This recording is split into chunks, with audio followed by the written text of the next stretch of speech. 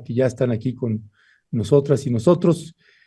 Así que, pues bueno, mi querida Ingrucha, mi querida Leticia, muy buenos días, bienvenidas. Buenos días, Leti. Buenos días, Ingrid. ¿Cómo están? ¿Cómo Hola, están? hola, Buenos buenos días a días. todas y todos. Pues vaya, mi querida Leticia, mi querida Ingrid, pues está, bueno, tenemos una campaña preelectoral que quién sabe, ya no sé si lleva meses o años acá en México, pero bueno, oficialmente inicia este 1 de marzo y nos quedó claro que también la clase política y los poderes fácticos y otros demonios también tienen claro que inicia la campaña electoral, así que ya empezó la guerra sucia, ya empezaron los golpeteos por todos lados. ¿Qué decía al respecto Leticia Calderón?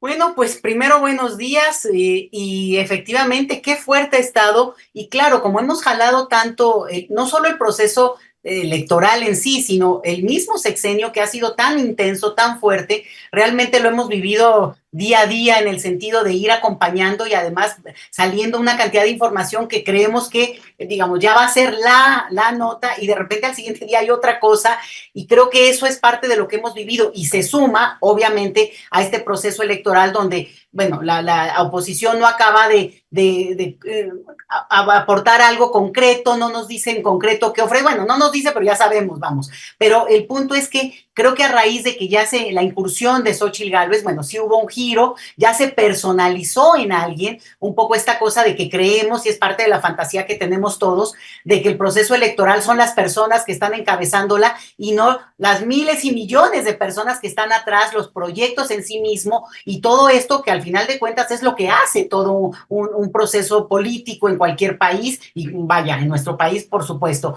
Esta idea de que, bueno, el gran Tlatoani pues también es importante, con López Obrador se ha consolidado en el sentido de una figura tan fuerte, pero está lejos de poderse decir que alguien y una sola persona es quien mueve absolutamente todos los hilos y creo que haber depositado en esa lógica parte del momento político, pues desdibuja francamente, pues una personalidad como en este caso la opositora, ¿no? Xóchitl Gálvez, porque pues nos han puesto en Xóchitl Gálvez, López Obrador, bueno, pues la verdad, primero la que es la candidata es Claudia Sheinbaum, pero eso ha dado, pues que no hay forma, eso está así como de un gigante a, pues no,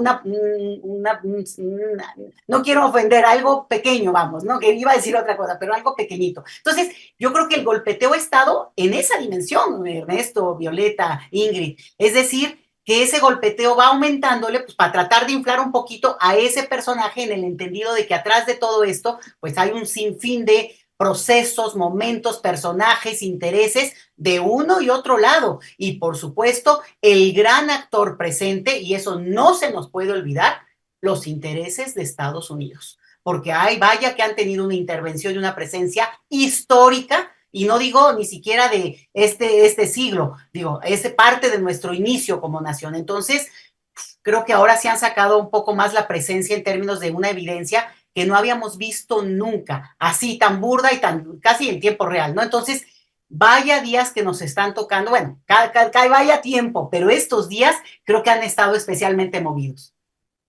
Muchísimas gracias, Leti.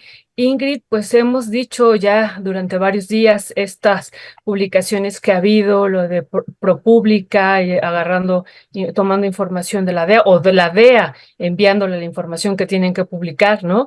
Lo que se publicó ya también en la Dolce Vele, lo que después vimos en Latinus, aunque pues eso de repente no ha sido retomado mucho, lo del New York Times, y este fin de semana lo de Wall Street Journal, que también me parece que apunta también a este golpe blando que estamos viviendo, señalando que la política criminal de México de abrazos no balazos propaga el dolor, asesinato y la extorsión. ¿Qué decir sobre todo esto y teniendo la experiencia también, Ingrid, de América Latina?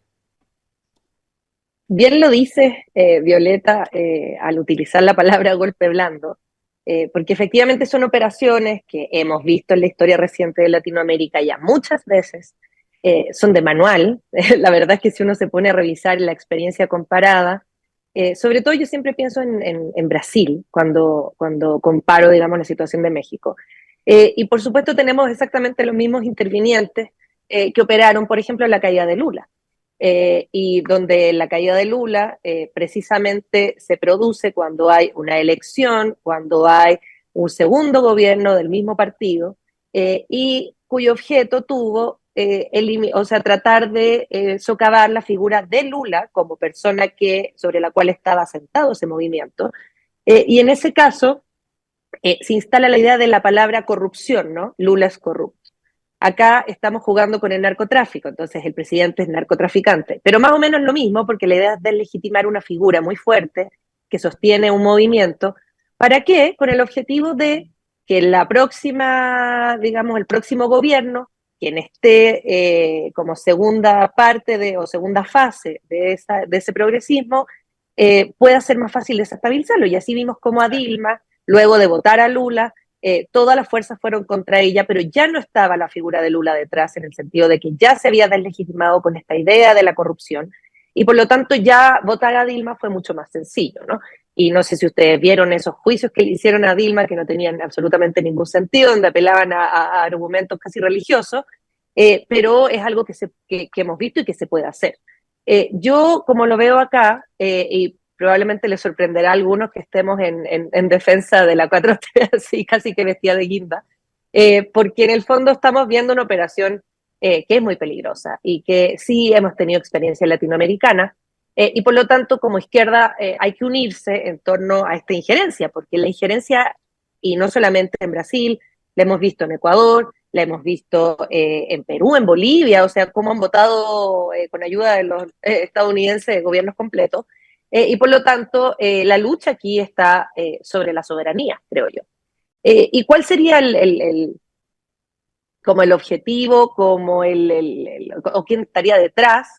Es muy sencillo decir que solamente es la oposición mexicana, ¿no? Aquí obviamente que hay intereses económicos que no ven conveniente un gobierno del corte de la 4T, que con todo lo que se pueda discutir en términos de que por supuesto que han tenido también políticas neoliberales y por supuesto que han estado, ni han tocado el gran capital, sí han puesto atajos a ciertos desarrollos extractivos que pudieran generar molestias, ¿cierto?, en algunas transnacionales. Y estoy pensando en el maíz transgénico, por ejemplo, en el proyecto que hay de prohibirlo, o en la prohibición de dar concesiones a las mineras de cielo abierto. Estamos tocando intereses súper importantes. O en cierta protección a recursos naturales. Todo eso genera de parte de los poderes económicos una incomodidad, y por lo tanto lo que siempre saben hacer es desestabilizar estos gobiernos, porque obviamente un gobierno de Xochitl sería mucho más afín a sus intereses. Y ahí vemos cómo el rol que ha cumplido Latinoamérica en toda esta historia reciente, en términos de los lawfare y de los golpes blandos, el rol que ha tenido la prensa detrás. Porque no se puede hacer un golpe blando si no hay una prensa corporativa liberal que lo permita.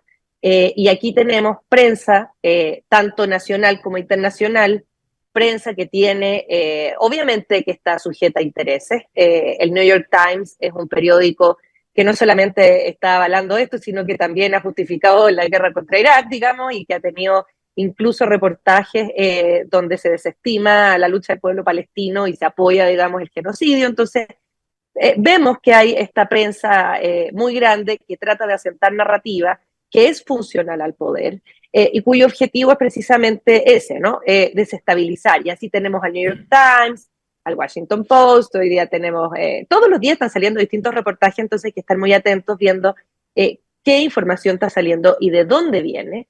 En el caso del New York Times es como el caso más evidente, diría yo, porque la verdad es que se trata de un reportaje que venía ya circulando en distintos periódicos y en distintos medios. Tú bien decías, Violeta, la Deutsche Welle, antes de eso también ProPublica, y que rematan aquí con el New York Times en la misma nota, que no es nota. Entonces ahí uno se pregunta, bueno, pero ¿qué periodismo están haciendo? Oigan, hay una investigación, pero resultó fallida. Yo no había visto nunca una nota así respecto de nada, digamos, porque ¿dónde está la noticia ahí?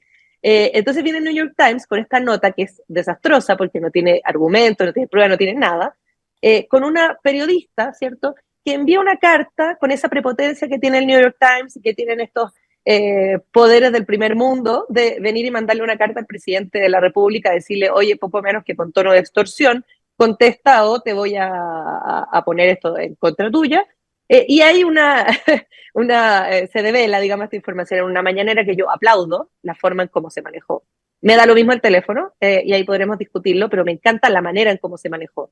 En el sentido de, miren, pueblo de México, así es como están operando estos medios de comunicación al servicio del poder. O sea, fíjense en la carta que manden, fíjense en el tono, etcétera, etcétera, y con eso también deslegitimar, ¿no? Deslegitimar estos medios de comunicación, porque son sumamente peligrosos. Entonces, la verdad, a mí me parece fenomenal la manera en cómo se ha abordado esa injerencia de medios, me parece muy preocupante, y sobre todo también porque estamos viendo que hay todo un movimiento, ¿cierto?, que se está gestando en torno a instalar la idea de que el gobierno de México tiene alianzas con el narcotráfico, que es muy preocupante esa narrativa, y que además no solamente está avalada por medios de comunicación, políticos, poderes fácticos, sino también en las redes sociales con una operación de bots inmensa, que ahí yo estaba viendo que Alberto Escorcia está haciendo una investigación, pero estamos hablando de más de 10 millones de tweets de bots en 2 sedes de la Ciudad de México en el sur,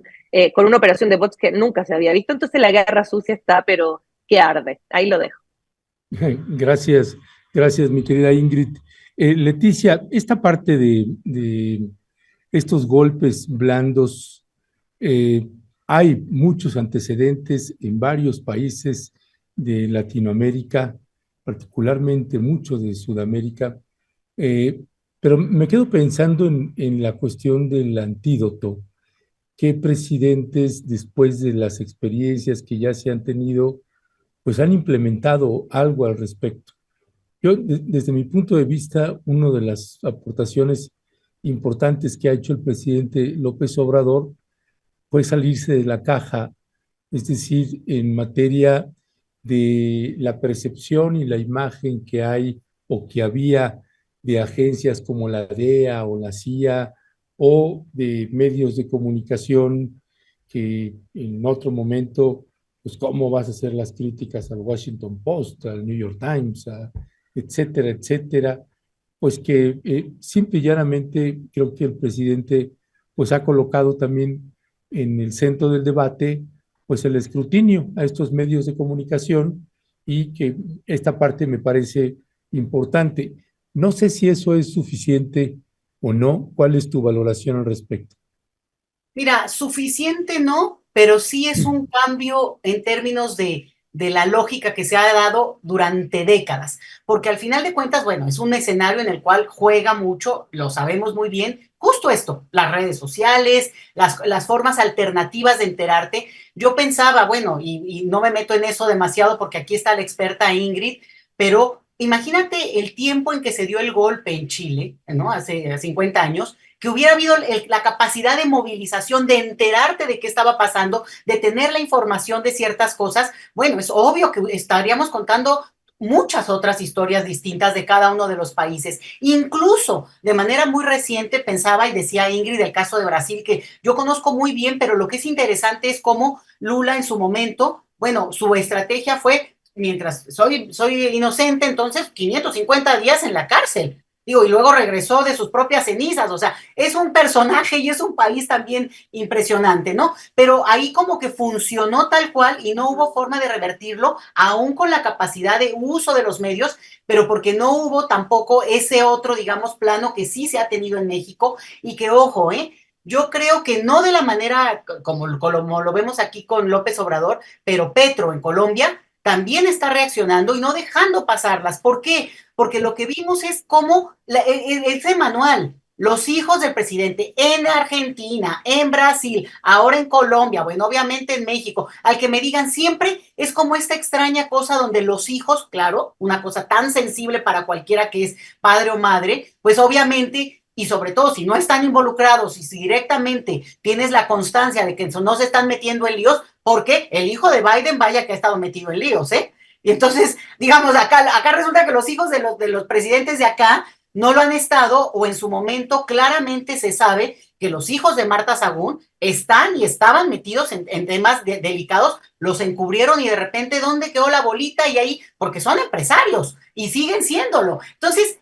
son de estas cosas donde el uso de estos instrumentos para golpear sobre todo, y más bien diría siempre, a presidentes más hacia la izquierda, algunos más, algunos un poco en este juego macabro de pegarse al centro, cuando al final de cuentas lo que demuestran es que no hay forma de ponerse y de instalarse en un centro, porque la derecha te chupa, ¿no? Entonces, sí creo que hay un cambio súper interesante y que sí va a dejar lecciones muy fuertes. Ya olvídate a los demás países, porque yo he estado leyendo mucho cuestiones de Argentina, de cómo ven a México y cómo están siguiendo a México, y dicen, claro, esto es lo que no pudo hacer por muchas cosas, hasta por estilo, hasta por los tiempos en el propio poder, para, digamos, contrarrestar el discurso súper agresivo, burlón, descalificador, denigrante contra personajes como Cristina Kirchner hace meses, digamos. Entonces, este es un elemento. Y déjame añadir otro que aquí, ahí sí que nadie se lo esperaba. El papel que personas comunes y corrientes, muy del pueblo, desde Estados Unidos, en el caso de mexicanos en Nueva York, van y se paran ahí frente al New York Times, hacen ahí un meeting muy en las reglas de Estados Unidos, que son, vas con tu pancarta, no te puedes salir de un cuadrito, todo, o sea, es como muy civilizado. A mí siempre me ha sorprendido mucho eso, ¿no? Como que no hagan tanto ruido, porque, no, esto es como mucho control, y se tiene que pedir permiso, y se avisa, lo permiten, hay policía, pero quien crea que eso es pagado o controlado por alguien, es que no ha entendido nada de lo que nosotros llamamos, los que trabajamos temas de migración, el transnacionalismo político, que es echar a andar la capacidad política más allá de estar o no en tu país de origen, en el lugar donde habitas, pero también respecto a tu país. Entonces, un grupo de entre miles de personas mexicanas que viven, en este caso en Nueva York, bueno, pues están muy atentas, muy articuladas, y como ocurre siempre en la política, son esos los que se movilizan, los que se ven. Y entonces, este es un actor que sí juega en otros casos a la hora de las elecciones, a la hora de ir y que votan, ya lo vemos mucho, ¿no? El caso de Bolivia es muy conocido, porque los bolivianos, pero vaya que votan en el extranjero, pero una movilización a favor del gobierno que avalan, ¿no? Estando desde el extranjero, es muy visible, tiene un impacto que no lo hemos calibrado, porque otra vez, no se trata de que los mexicanos en Estados Unidos, no, obviamente no, estamos hablando de millones de personas, pero sí de estos que deciden movilizarse, pues generan una narrativa que cambia justamente la idea de que solamente se está atendiendo este tema, o se está dando cuenta de lo que ocurre en México y no tiene mayor repercusión. Yo creo que para el ciudadano promedio estadounidense, lo que pasa en México les tiene sin cuidado. Lo que sí les preocupa es el comunismo, porque es como el coco en Estados Unidos. Bueno, hay gente que de veras cree que van a abrir la ventana y de repente van a venir el ejército del soviético, que además muchos ni enterados están de eso, ¿no? Que la Unión Soviética como que pasó a mejor vida en algún tiempo ya lejano, por cierto. Entonces, creo que eso les importa y les impacta más cuando empalman con ese discurso. México, Colombia, Argentina, el tema de comunismo, socialismo, lo que ustedes quieran. Pero este otro ingrediente se suma a que evidencia algo donde todos sabemos que también el control que tienen los medios, pues es muy fuerte, se pasa. Pero cuando ves la carta de esta periodista, de verdad a mí, digo, más allá de que nosotros pues tenemos ya, digo, experiencia, bueno, algunos más años, lo que sea, pero sí te impacta. Se las voy a decir así. A mí nunca en toda mi historia como profesora, como investigadora, nadie me ha escrito para decirme, tienes hasta las 4 de la tarde para responder esto. Nunca, jamás. O sea, hay como todo un protocolo de respeto, de comprensión. Bueno, no. O sea, oiga, podría usted, o sea, si estás en un país donde hay un protocolo que a veces cansa, pero es México, esa es una. Pero la otra, tú no le pones un ultimátum al jefe de gobierno de una nación de casi 130 millones de habitantes. O sea, les digo, si a uno en su humilde puesto de profesora, investigadora, hay toda una cortesía, digamos, de protocolo básico, me impresiona el tono, y yo creo que revelarlo es un golazo. Es un golazo porque entonces, hasta para los mismos de los medios, un comunicador en México no haría eso. No lo haría porque seguiría el protocolo, digo, más allá de que le cayera y le pudra al presidente, no lo podría hacer así. Entonces, creo que es interesante y esos son los elementos que hay que tener. No es México en un contexto, por lo menos en nuestra región, en el que sí se están jugando más cosas que solamente quién va a estar en la presidencia y que si es chistosa aquella, si no lo es. O sea, olvídense de ese plano. Es el plano en el que estamos jugándonos. Ahora sí que nos estamos jugando la vida. Muchas gracias, Leti. Pues sí, nos estamos jugando la vida. Ustedes ya mencionaban, Ingrid, ya mencionabas y también Leti, el caso de Brasil con Dilma Rousseff, el impeachment y luego el encarcelamiento de Lula. Pero no olvidemos, y lo hemos estado diciendo, el golpe de Estado en Bolivia. Intentaron matar al presidente de Bolivia, Evo Morales. Eso tampoco hay que, pues, minimizarlo. Lo de Pedro Castillo, que es el presidente pues más votado en Perú por el pueblo peruano y está en la cárcel. Eso también hay que tenerlo en cuenta. Y bueno, vemos las encuestas aquí, Ingrid, que se publicaron el día de ayer, una cascada de encuestas, pues dando con mucho margen nuevamente a Claudia Sheinbaum y parece que pues esto es inminente. Pero ¿de qué sería capaz desde tu perspectiva, Ingrid, con esta experiencia otra vez hacia Latinoamérica? ¿De qué sería capaz? Y lo que estamos viendo ya en México, la derecha, ¿a qué puede llegar en México por recuperar el poder o por hacer difícil el gobierno de Claudia Sheinbaum? ¿Cuál sería tu valoración sobre esto? Uy, en ese sentido uno nunca puede desestimar absolutamente nada. Lo digo como chilena que nos bombardearon la moneda con aviones del ejército. La verdad es que yo siento que lo que puede hacer, digamos, el poder económico extractivo mundial por retener lo que es suyo es infinito. Tenemos la experiencia de la primavera árabe completa, tenemos experiencias en Latinoamérica, tenemos experiencias en el continente africano, o sea, puede llegar desde un genocidio hasta tumbar gobiernos con dictaduras, encarcelar presidentes, y en la historia más reciente, porque uno puede decir, bueno, pero eso ya es otra época donde las condiciones eran un poco diferentes, en la historia muy reciente tenemos muchísimos gobiernos latinoamericanos que han caído precisamente por este tipo de operaciones. Entonces, ¿a qué puede llegar? Efectivamente, no podemos, o sea, no podríamos ni siquiera poner un límite a eso. Decir, no, mira, de aquí no van a pasar.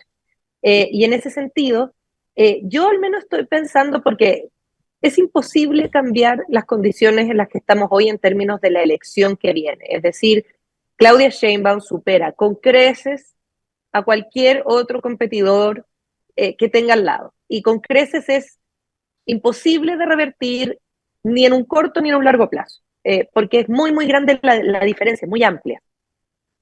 Por lo tanto, yo siento que esta operación no es necesariamente para incidir en la elección como tal, sino más bien en miras al gobierno de Claudia Sheinbaum, más adelante. Obviamente al presidente López Obrador ya le queda poco tiempo, por lo tanto, tumbar el gobierno de López Obrador no tendría ningún sentido, pero sí tendría sentido, mucho sentido, deslegitimarlo para socavar las bases del gobierno que viene, porque la forma como lo hicieron al menos en Brasil para dinamitar el gobierno de Dilma fue precisamente ir resquebrajando las bases sobre las cuales se sentaba ese gobierno, ¿no? Tanto el partido del presidente Lula como la figura del presidente Lula. Si aquí en algún momento se logra, digamos, socavar la imagen del presidente López Obrador, eso va a hacer que sea mucho más sencillo después instalar una idea respecto del gobierno de Claudia Sheinbaum. ¿Y de qué forma? Bueno, ayer justo yo escuchaba, creo que es el mejor argumento que he escuchado hasta el momento, de Gabriela Arévalo en la Mesa Roja, respecto de el tema de la correlación de fuerzas, decía ella. En términos de todo este escándalo que hay porque se publicó el número de la periodista y que AMLO desde el poder viene aquí contra una ciudadana, pobrecita ella, ¿no? Que es una periodista como que fuera de los estados, ¿no? Una persona que está en riesgo, se supone, cuando es una mujer blanca, del primer mundo, del New York Times, etcétera. Pero el argumento era muy bueno porque ella decía, ojo que aquí hay que mirar la correlación de fuerzas en esta situación en la que estamos. Estamos pensando en la defensa que le hacemos a la periodista New York Times, esta defensa gremial corporativa, como si estuviésemos en un gobierno anterior, cuando esos gobiernos tenían a su favor el poder judicial, los poderes económicos, los medios de comunicación, o sea, realmente había poder, ¿no? En el gobierno que tenemos ahora, esa correlación de fuerzas es diferente. Es una correlación de fuerzas donde el gobierno del presidente López Obrador no tiene los medios de comunicación hegemónicos, porque están en contra, no tiene al gran capital, porque todos los empresarios siempre van a estar, ¿no?, en otro lado, no están necesariamente con el gobierno, y no tiene el poder judicial. O sea, esa es la realidad hoy, que ojalá eso se cambie, porque para eso es el proyecto, ¿no?, de reforma al poder judicial. Y dado eso, no sé qué tan poderoso realmente es el gobierno. Si tú piensas todo lo que tiene en contra, ¿no?, y todas las fuerzas con las que no cuenta y que otros gobiernos sí contaban. Entonces sí es peligroso pensar en lo que puede ocurrir en el futuro, porque si tú te pones a pensar la prensa hegemónica norteamericana versus el gobierno del presidente López Obrador, las fuerzas están más o menos son equivalentes. No es que haya un gran gobierno que es dueño de todo México. Ojo que no. Y por lo tanto, y sobre todo por el hecho de que no cuenta con los medios de comunicación ni con el Poder Judicial, eventualmente un lawfare o un golpe blando judicial, porque recordemos que ya hubo un proyecto para tumbar al presidente López Obrador el año pasado desde la Suprema Corte, no olvidemos eso, hubo un intento, y por lo tanto eso se puede replicar en el futuro sin problema, ¿no? Y el Poder Judicial siempre ha sido funcional a los golpes blandos. Entonces, en este momento creo yo que el plan C literalmente es algo crítico, porque ya ni siquiera es como, oigan, sería bueno que tuviéramos mayoría. No, es que si no tenemos mayoría, literalmente se puede tumbar el próximo gobierno desde el Poder Judicial, porque lo estamos viendo cuál es la agenda, estamos viendo cuáles son las intenciones, estamos viendo de lo que son capaces. Entonces, la verdad es que sí está muy peligroso para el pueblo de México. Y ahí hay que apelar a una cuestión concreta. Leti bien lo decía, el corrimiento a la derecha es lo peor que puede hacer Morena en este momento, es una muy mala idea, porque no un corrimiento al centro, a la derecha, y por lo tanto eso es muy mala idea porque se te va a desdibujar la base, y en segunda instancia es muy importante pensar que el objetivo aquí común es la soberanía, esa es la gran palabra, ¿no? La no intervención de gobiernos extranjeros. Entonces, claro, la izquierda que está toda disgregada por todos lados y que estamos permanentemente peleando entre nosotros, porque obviamente hay que criticar algunas cosas, porque no vamos a estar de acuerdo con todo, sí podríamos en el fondo pensar en que hay una unión común y que es la defensa de la soberanía del país. Y quizás esta jugarreta, donde se apela como a poderes extranjeros para intervenir, puede tener una vuelta de tuerca en el sentido de que se está tocando algo que en México es muy relevante, que es la nacionalidad, el concepto de nación. No sé si sea buena idea poner en entredicho el concepto de nación, en el sentido de que tengamos el riesgo de una injerencia.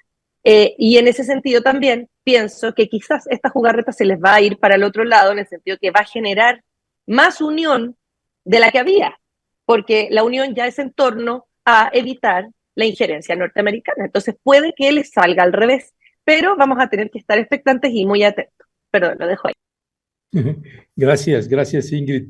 Pues sí, la campaña está intensa y hay que voltear también, bueno, yo coincido con Ingrid también en la parte de que la ventaja es verdaderamente tremenda que tiene Claudia Sheinbaum y me parece irrevertible prácticamente esa ventaja.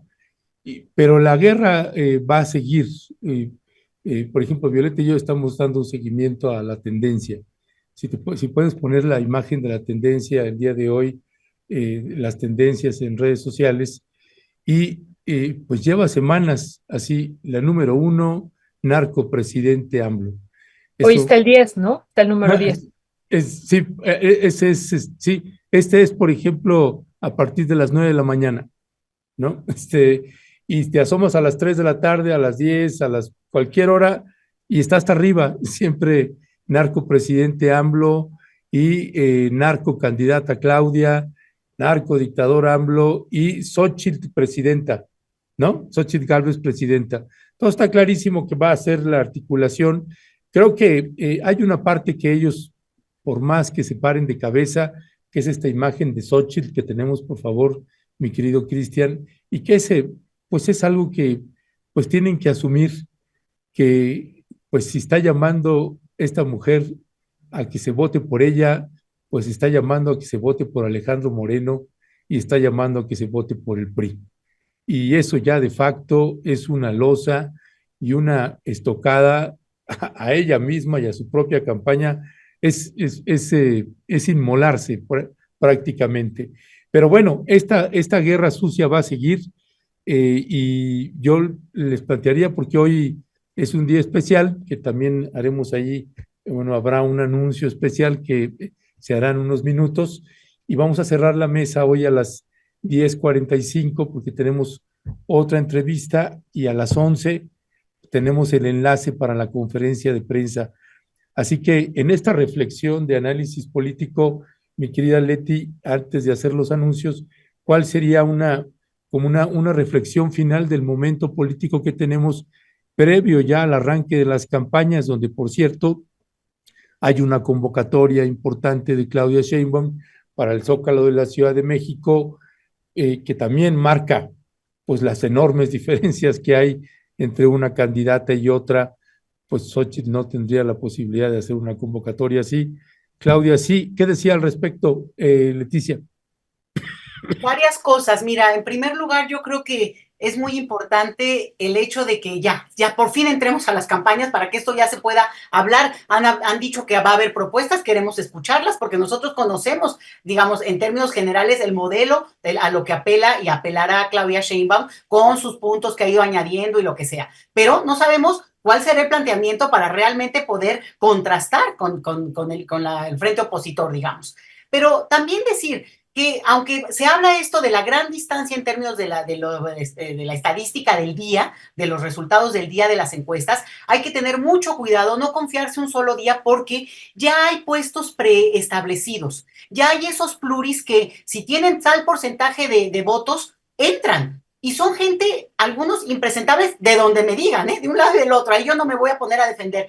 Pero esa figura de las pluris, yo la entiendo en su contenido, entiendo la fuerza de la minoría política para que esté presente, ese es el origen de las pluris, pero la verdad es que está tan tergiversada que tiene que ser revisada, porque hoy lo que llamamos digamos, la incertidumbre democrática, que es hasta el último momento sabremos efectivamente qué tanto corresponde a 3 meses antes, a dentro de 3 meses el resultado de la elección, van a pasar muchas cosas en el ínterin. Pues me parece que cuando tú ya tienes nombres que han de estar de vacaciones porque no tienen ni que pararse en el proceso electoral, pues francamente debilitas a la democracia, y yo creo que eso no hay que permitir que lo siga manejando, digamos, ahí sí diría yo, los que han trabajado tanto lo electoral, sin un cuestionamiento, sin reconocer la tergiversación de esta figura.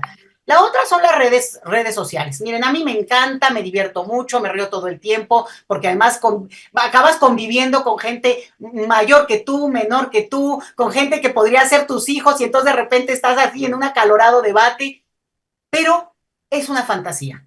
Hay una parte de ficción. O sea, todo complementa, todo es parte de, pero nosotros somos un pedacito, nosotros soy Rompeviento, hay otro pedacito. O sea, entonces, creer que lo que se pospone y el hashtag, sinceramente, si yo salgo ahorita, nadie va a saber si les digo que es hashtag, no van a saber ni qué es, vamos.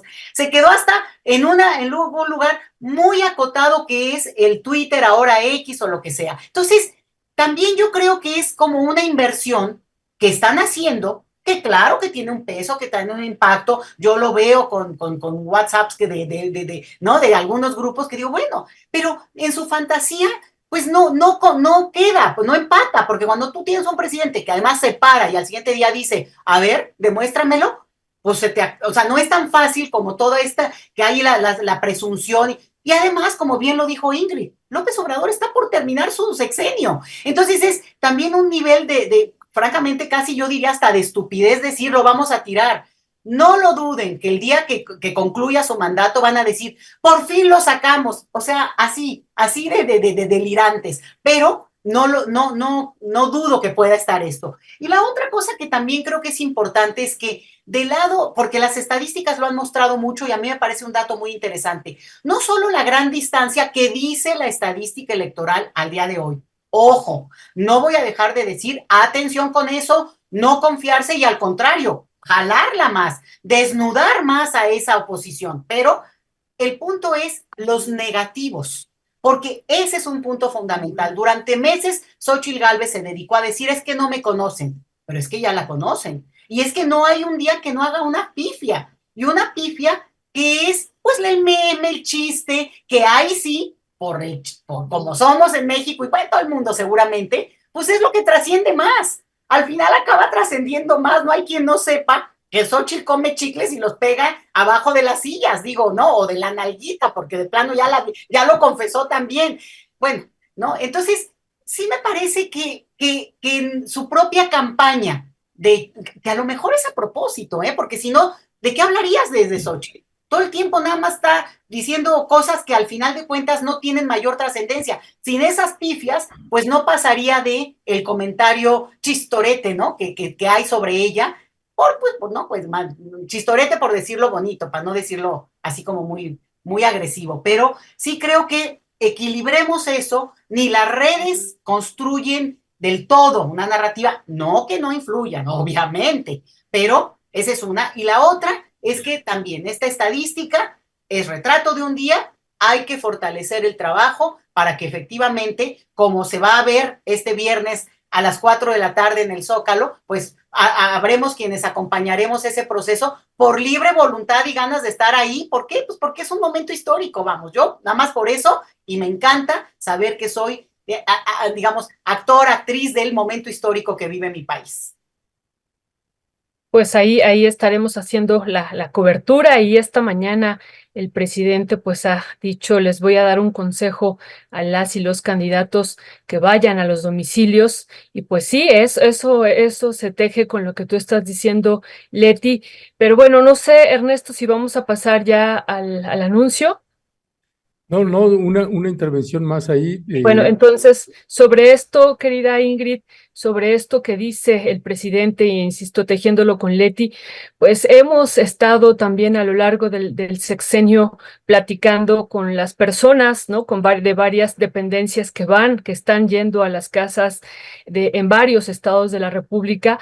Y bueno, nos dicen justo esto que dice Leti, una situación es la que se vive en las redes sociales y otra es lo que se vive ya en los territorios más lejanos del norte, del sur.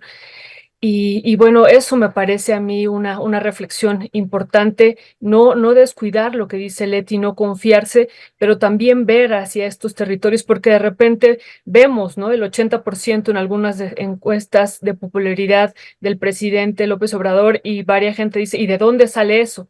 Y pues me parece que es de este trabajo que están haciendo, trabajo en casa, trabajo pues hasta abajo, que de repente no lo vemos desde acá. ¿Cuál sería tu valoración sobre esto, Ingrid? No, efectivamente, Twitter es una parte claramente más ligado a cierta lógica urbana, ¿no? Más burguesa, de circulación de conocimiento. Y por supuesto que hay otro aspecto muy importante en el país que no está en Twitter, digamos, no todo está en Twitter. Ahora, ojo, que hemos visto también campañas de la derecha en Latinoamérica que han tenido mucho éxito a partir de intervenciones en redes sociales. O sea, ojo ahí también con las redes sociales, porque Bolsonaro, Milei, instalaron, digamos, sus ideas en un inicio a partir de las redes sociales. Entonces, hay que tener cuidado con las redes sociales también. Ahora, ¿qué información es la que más circula? Los medios de comunicación. Para mal, lamentablemente, ¿no? Porque hemos visto en estos días cómo, de alguna manera, la mayoría de los medios de comunicación y la mayoría del periodismo mexicano está aliado con el poder, ya sea por una cuestión voluntaria como por una cuestión de no darse cuenta, pero finalmente quien en el fondo debiese estar en este momento resistiendo a esta idea o a esta narrativa que está imponiendo el gran capital, debiesen ser los medios, ¿no? Y se entiende de medios muy grandes, porque, bueno, medios liberales corporativos como Televisa, etcétera, etcétera, y ahí yo creo que ha habido algún tipo de error de parte del presidente en el sentido de no fortalecer tanto un medio público y el caso de Notimex, que es como lo más crítico que uno puede ver, en este caso, algo que podría haber sido sumamente positivo terminó siendo un desastre, y no se hizo nada con eso tampoco.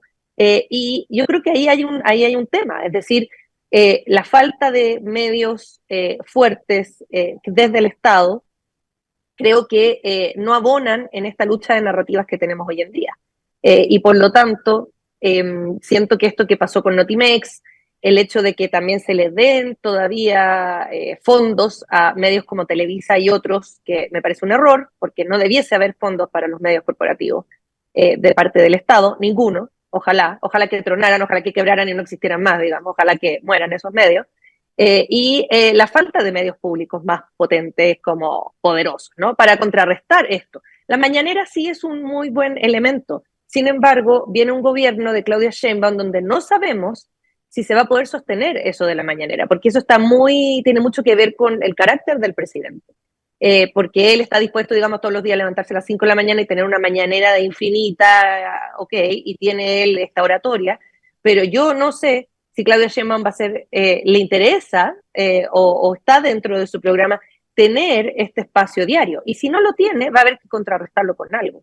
Y por lo tanto, el tema de los medios a mí me parece sumamente importante, por eso encuentro tan nociva esta narrativa de defensa corporativa, la reportera del New York Times y su teléfono, donde todos los reporteros, incluso reporteros que se dedican a cubrir derechos humanos, y ahí uno dice, bueno, falta ideología de base, cómo se cuadran con por una cuestión gremial, con una persona que está claramente con una abierta narrativa golpista, ¿no?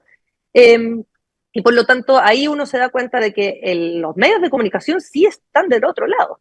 Y falta, digamos, lo que contrarreste aquello. Y hay medios pequeños, que podemos ser todos nosotros, pero somos muy pequeños en relación a Televisa o a las grandes corporaciones. Y ahí sí falta que desde el Estado haya esa intención, ¿no? De que haya otra narrativa, aparte de los grandes medios. Porque como bien dice Leti, Twitter es una cosa muy pequeña, la gente se informa en general por los periódicos, por la televisión, ¿no? Y ahí falta, ¿no? Ponerle el contrapeso. Entonces, nada, pensar cómo va a hacerse esto en el futuro con Claudia Sheinbaum y tratar de seguir, digamos, contrarrestando estas ideas desde nuestros espacios, que son pequeños, pero bueno, intentémoslo, ¿no? Pero sí es una batalla que está empezando, creo yo. Gracias, mi querida Ingrucha.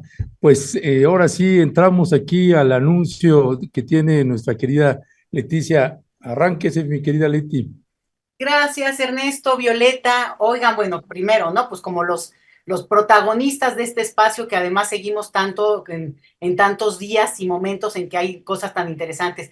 Pues efectivamente, como ocurre, este momento para mí se tiene que pausar porque necesito espacio y tiempo para muchas cosas que tengo encima, que tengo que resolver, porque pues obviamente tengo un chorro de responsabilidades en mi calidad de profesora e investigadora y además, bueno, que ando metida siempre en algo, pero que sí me requieren de una manera especialmente intensa, vamos, por decirlo así.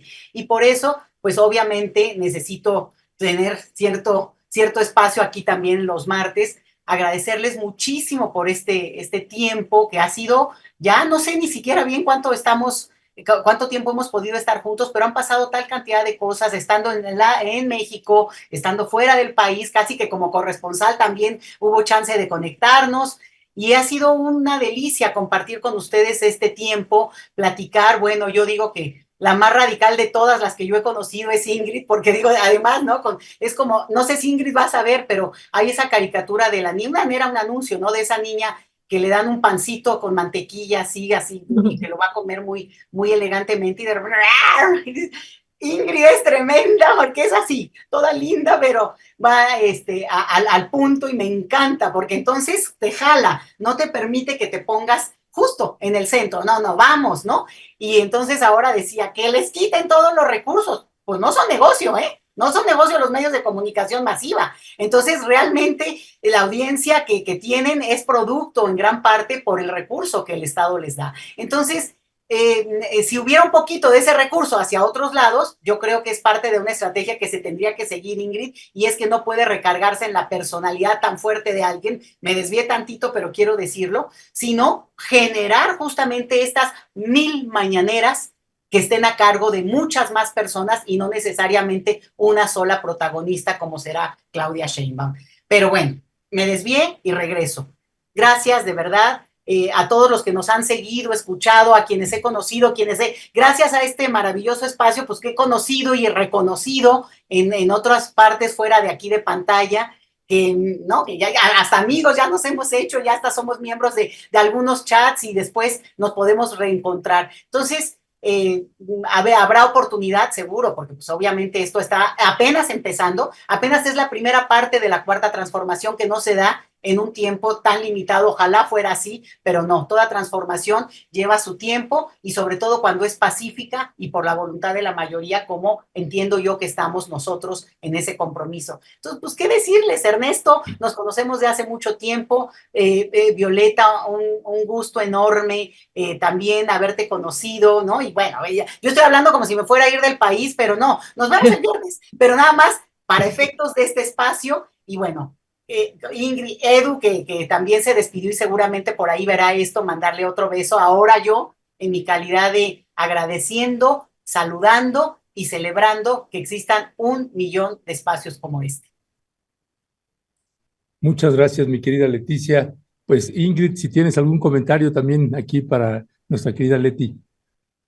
Yo me pliego al lloriqueo del chat, que no, estoy viendo el chat, Leti, lo tienes totalmente revolucionado. No, te necesitamos, te necesitamos aquí. Claro, porque además se viene un momento intenso.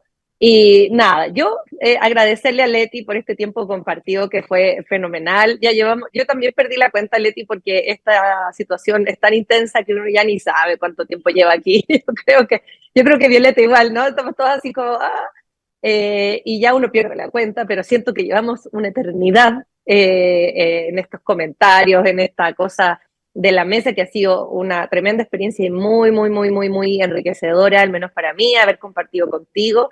Y te agradezco este tiempo, te deseo obviamente lo mejor, que yo sé que va a hacer, porque Leti, gran académica, investigadora, en eso no me cabe ninguna duda. Así que nada, espero que nos sigamos viendo en espacios, supongo que sí, porque coincidimos ideológicamente en muchas cosas, entonces lo más probable es que nos encontremos. Yo dinamitando las cosas y Leti con más recato, pero probablemente sí vamos a volver a compartir en algún espacio, así que nada, lo mejor para ti, Leti, en lo que viene a partir de ahora. Pues, Violeta, no sé, también ahí. Sí, Leti, muchísimas gracias por tus reflexiones y pues como bien dice Ingrid, vienen momentos muy, muy, muy intensos que vamos a estar viviendo aquí próximamente. Ya los empezamos a vivir, pero como decía ayer el presidente, esto se va a poner más intenso y pues realmente te necesitamos y bueno, pues seguiremos tus reflexiones desde donde estés, seguiremos ahí buscándote y bueno, en algún momento te estaremos hablando para alguna entrevista cada semana, Leti, así lo haremos, ¿no? Cada semana para entrevistarte. Y pues bueno, Leti, que te vaya muy, muy bien. Gracias por todos tus aportes y te mandamos un abrazo, un beso al corazón y que dure hasta toda la eternidad, Leti. Muchas gracias y bueno, les digo que exageramos. Nos vemos el viernes. El viernes Sí. nos vemos en la cobertura. Sí, nos vemos el viernes, mi querida Leticia, y siempre muchísimas, muchísimas gracias. Sabemos ahí, ya nos has contado un poco, pues todos los proyectos que están ahí encima, así que pues mucha suerte, sabemos que va a salir todo muy bien. Gracias siempre por todos tus extraordinarios aportes que has hecho, mi querida Leti, te mandamos un fuerte abrazo y nos vemos el viernes, ya acordamos ahí para ir platicando más al respecto. ¿Sale? Abrazos a todos los que escuchen, a todos los que sigan este espacio. Nos encontramos. Gracias. Gracias, mi querida Ingrucha. También te mandamos un fuerte abrazo y ahí seguimos al habla. Gracias. Ahí seguimos. Gracias, Leti. Un abrazo bien fuerte y un beso también. Que estén muy bien. Bye. Gracias, gracias, compañeras. Gracias. Pues bueno, pues ya está el anuncio también de Leticia Calderón. Aquí si regresamos los dos a cuadro, por favor, mi querido Cristian. Y bueno, nada más avisarle, ya vamos a darle entrada a la entrevista que tenemos con Silvana Rabinovich, con la doctora Silvana Rabinovich, para hablar de lo que está sucediendo en la UNAM, lo que están, una iniciativa de académicas, académicos y estudiantes también. Pero avisarle también que, bueno, le agradecemos muchísimo a Leticia Calderón todo el aporte que ha dado e informarles también que para el próximo martes pues se incorpora a la mesa el doctor Fernando Buenabad. Así que a propósito de que vienen campañas y tiempos intensos, pues ahora estaremos en la mesa subversiva con nuestra querida Ingrid y el doctor Fernando Buenabad, Violeta Núñez y un servidor. Estaremos en la mesa. No pensamos que sea necesario ahorita meter a alguien más. Nos parece que Fernando, Ingrid, Violeta y un servidor, pues tendremos muchísimo que hablar, mucho que decir. Así que, pues sí, vienen temporadas pues intensas y pues estamos contentas y contentos también con la incorporación ya fija y permanente del doctor Fernando Buenabad, y además estaremos teniendo participación del doctor Fernando Buenabad, de Fernando Buenabad, con algunas cápsulas, es decir, no solo estará todos los martes, sino también estaremos ya con unas cápsulas y reflexiones que estará enviándonos también Fernando Buenabad, Violeta. Sí, Ernesto, pues muchísimas gracias al doctor Fernando Buenabad de que se incorpore, será pues un análisis y en un momento, Ernesto, pues que también requerimos esa visión latinoamericana y entonces pues le agradecemos mucho y ya nos estaremos viendo aquí el próximo martes con él y con Ingrid. Sí, sí, sí, pensamos que será algo también valioso, como valioso ha sido la participación de Edurne, de Leticia, y siempre agradecidos con ellas y con ellos, y además tendremos algunas entrevistas también que estaremos teniendo eventualmente con las compañeras, así que no es así hasta así, como decía Leti, parece que me estoy yendo del país, no, por ahí vamos a seguirlas teniendo ahí en la mira también para tener conversaciones con ellas. Como Pero les decíamos, cada semana las buscaremos el día martes. así es, pero ese es el relevo, Violeta, pues entra Fernando Buenabad con Ingrid, contigo y conmigo, así que pues prepárese porque también viene un tiempo bastante intenso en términos políticos y no solamente en México, Estados Unidos y todo Centro y Sudamérica, así que mucho de qué hablar.